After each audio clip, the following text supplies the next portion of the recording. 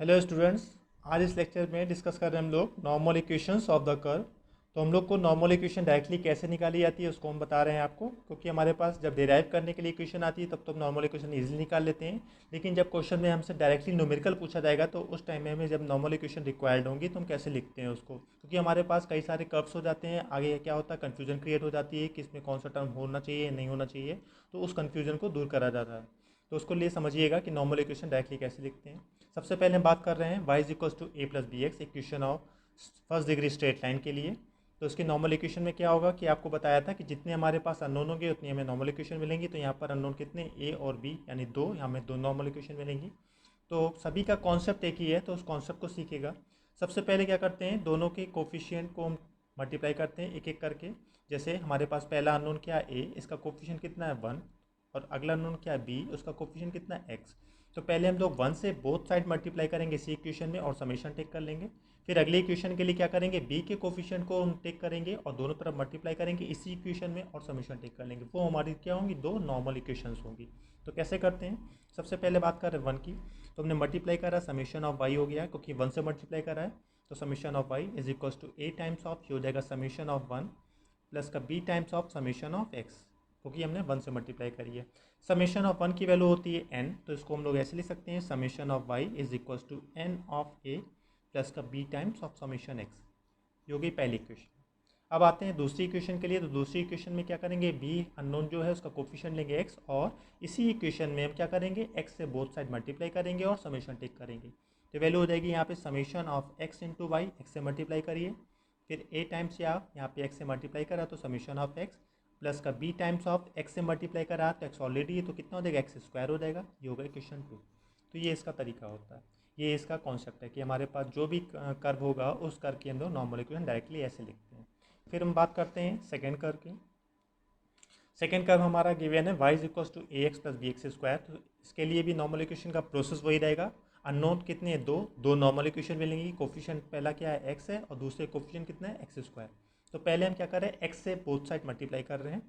तो पहली वैल्यू हो जाएगी समेशन, ये हो जाएगा x into y is equals to a times of summation, x से मल्टीप्लाई करिए तो ये हो जाएगा एक्स स्क्वायर, एक्स ऑलरेडी है, plus b times of summation, ये हो जाएगा एक्स क्यूब, यहाँ पे एक्स स्क्वायर इंटू एक्स, तो ये कितना हो गया, एक्स क्यूब हो जाएगा। इसको इक्वेशन वन फॉर्म कर लिया।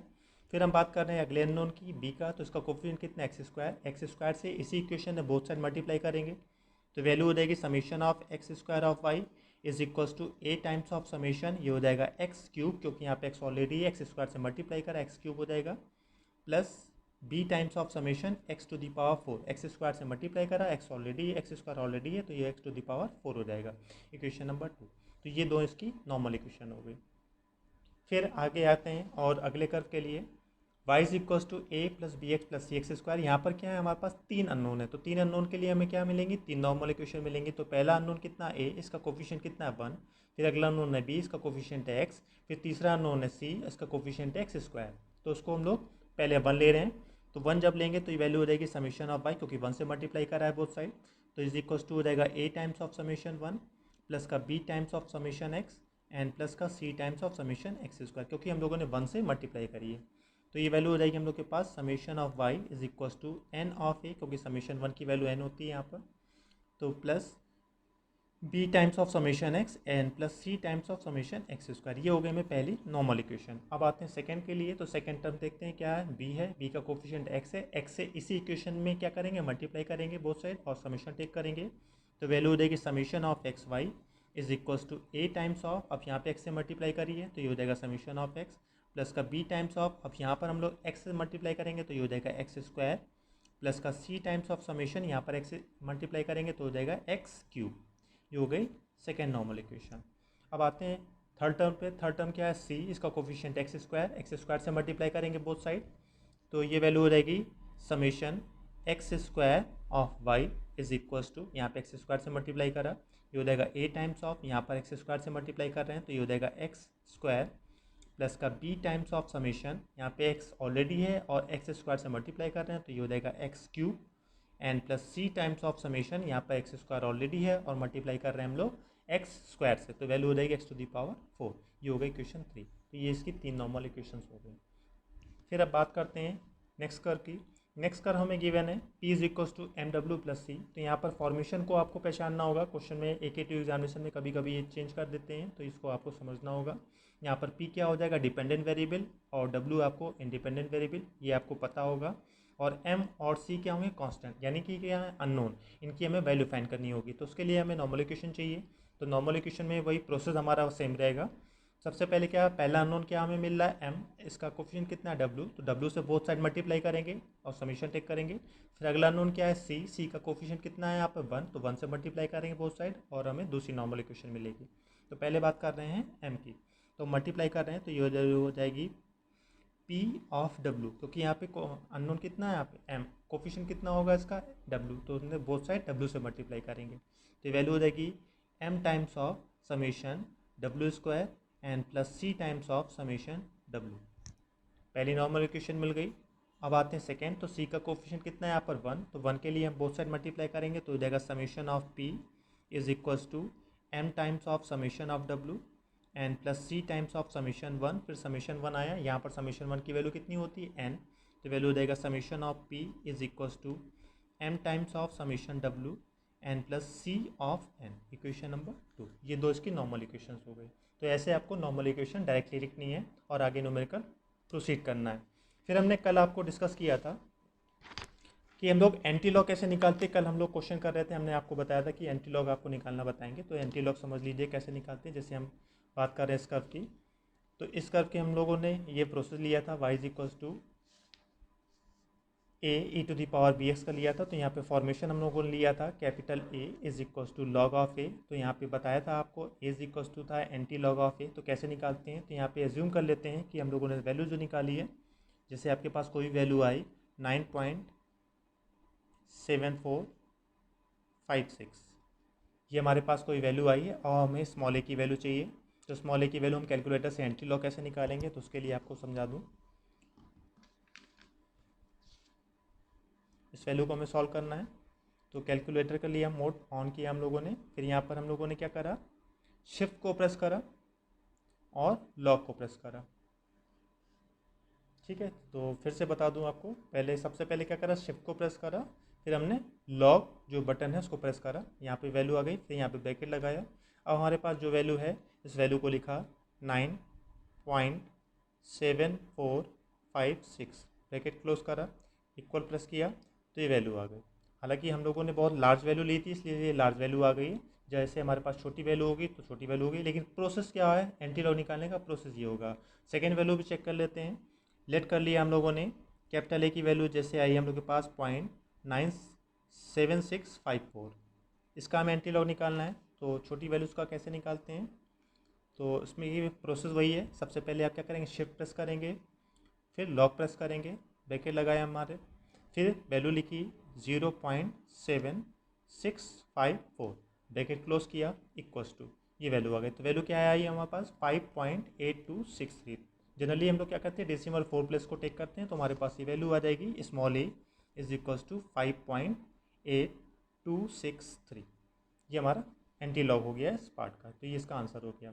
एक चीज़ आपको और समझानी थी कि हम लोग इक्वेशन को कैसे सॉल्व करते हैं। इक्वेशन के लिए आपको प्रोसेस बताया था।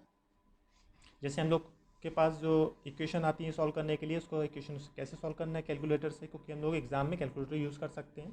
तो हमारे पास जो इक्वेशन होगी 3 या 2 हो सकती हैं।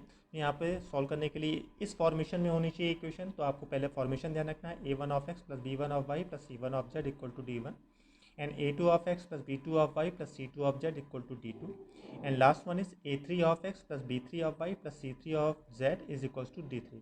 अब इसको कैलकुलेटर से कैसे करते हैं, तो उसको समझिएगा। उसको हमने लेट कर लिया कि हमारे पास जो ये इक्वेशन की फॉर्मेशन थी वो फॉर्मेशन ये थी। कैलकुलेटर से कैसे करेंगे इसको समझिएगा। तो सबसे पहले आप क्या करेंगे, इस मोड को प्रेस करेंगे 1 टाइम। तो यहाँ पे क्या आया, देखिए कम 2 ऑप्शन दिए, इसको हमने फिर से प्रेस करा तो यहाँ पे फिर 3 ऑप्शन आ गए। फिर इसको एक बार और प्रेस किया तो ये वैल्यू क्या आ गई, इक्वेशन। तो हमने इक्वेशन के लिए यहाँ पर क्या करा, 1 को, इस 1 जो हमारा बटन है 1 की को प्रेस किया। तो प्रेस करने पर देखिए क्या आता है, अननोन पूछ रहा है कि अननोन आपके पास कितने इक्वेशन। तो हमारे पास अननोन कितने यहाँ पर A B C, यहाँ पे क्या हो गया, अननोन क्या है हमारे पास X Y Z। तो यहाँ पे 3 वेरिएबल हैं, तो हमारे पास अननोन कितने हो गए, 3। तो हमने यहाँ पे क्या करा, इस यहाँ पे फिर से 3 के जो यहाँ पे पूछ रहा है 3, और 2, तो हमने 3 को प्रेस करा, इस बटन को हमने प्रेस करा 3 को। तो 3 करने पर अब पूछ रहा है A1 कितना है। तो A1 के लिए देखिए हमारे पास जो भी इक्वेशन होगी फॉर्मेशन ये होगा। तो A1 हमारा पहला टर्म होगा। तो A1 को हमने प्रेस करा, तो A1 की वैल्यू कितनी है यहाँ पे 3। तो हमने यहाँ पे लिखा फिर से वही 3। तो हमने इस बटन को प्रेस करा 3 को, ठीक। उसके बाद फिर आते हैं इक्वल को प्रेस करा, जो भी हमने वैल्यू लिखी उसके तुरंत बाद क्या करा हम लोगों ने इक्वल का प्रेस कर दिया। उसके बाद पूछ रहा देखिए क्या B1 कितना हम लोग के पास, अगेन 3। तो हमने फिर से क्या करा 3 को प्रेस करा और क्या करा इक्वल को प्रेस कर दिया। फिर इसी तरह से अगली वैल्यू क्या पूछ रहा है C1। सो C1 कितना होगा 5। तो हमने क्या करा यहाँ पर 5 को प्रेस करा और इक्वल को प्रेस कर दिया। फिर अगले टर्म पे आते हैं, फिर क्या पूछ रहा है देखिए D1 कितना हम लोग के पास 24। तो 24 के लिए हम लोग क्या करा यहाँ पर 24 प्रेस किया और इक्वल प्रेस कर दिया। फिर यहाँ पे आते हैं, फिर पूछ रहा है A2 कितना है। तो A2 की वैल्यू की देखिए कितनी है यहाँ पर 3 अगेन। तो यहाँ पे फिर से वही करा हम लोगों ने 3 प्रेस करा, फिर हमने क्या करा वही इक्वल प्रेस कर दिया। फिर अगली वैल्यू पूछ रहा है हम लोगों से B2। तो B2 की वैल्यू कितनी है 5। तो यहाँ पे हम लोगों ने क्या करा फिर से वही प्रोसेस 5 को प्रेस करा और यहाँ पे इक्वल को प्रेस कर दिया। फिर अगली वैल्यू पे आते हैं, ये वैल्यू है हम लोग के पास 9। तो यहाँ पे 9 को प्रेस करा और फिर से इक्वल प्रेस करा। फिर अगली वैल्यू क्या पूछ रहा है D2 कितना है हम लोग के पास 40। तो यहाँ पे हमने क्या करा 40 को प्रेस करा और इक्वल को प्रेस कर दिया। फिर अगली वैल्यू पे आते हैं, तो वैल्यू कितनी है हम लोग के पास A3 की वैल्यू कितनी है 5। तो हम लोगों ने यहाँ पे 5 को प्रेस करा और यहाँ पर इक्वल को प्रेस कर दिया। फिर इसी तरह से आते हैं अगली वैल्यू पे B3 कितना है हम लोग के पास 9। तो यहाँ पे हम लोगों ने 9 प्रेस करा और इक्वल को प्रेस कर दिया। फिर अगली वैल्यू पे आते हैं कि आप पूछ रहा है C3 कितना है हम लोग के पास 17 को प्रेस करा, वैल्यू है 17 और इक्वल प्रेस करा, ये हो गया। फिर अगली वैल्यू आए हम लोग के पास D3 दैट इज़ 74। तो वैल्यू कितनी है यहाँ पे 74। तो लिखा हम लोग 74 इक्वल प्रेस करा। अब यहाँ पर क्या आ रहा है एक्स की वैल्यू दिखा रहा है, क्योंकि हमारे पास कैलकुलेटर में बाई डिफ़ॉल्ट XYZ फीड है। तो यहाँ पर हम लोग सॉल्व किसको कर रहे हैं ABC को। तो एज्यूम करेंगे A=1। फिर हम अगली वैल्यू को फिर यहाँ पे इक्वल को प्रेस करेंगे अगेन, इक्वल को फिर से प्रेस करिए तो आपको दूसरी वैल्यू दिखाएगा Y=2 दैट इज़ B=2। फिर आप क्या करेंगे इक्वल को फिर से प्रेस करेंगे तो ये वैल्यू फिर से आ जाएगी Z दैट इज़ C=3। तो इस तरह से हम लोग कैलकुलेटर से 2 अननोन या 3 अननोन की इक्वेशन को सॉल्व कर सकते हैं। Thank you.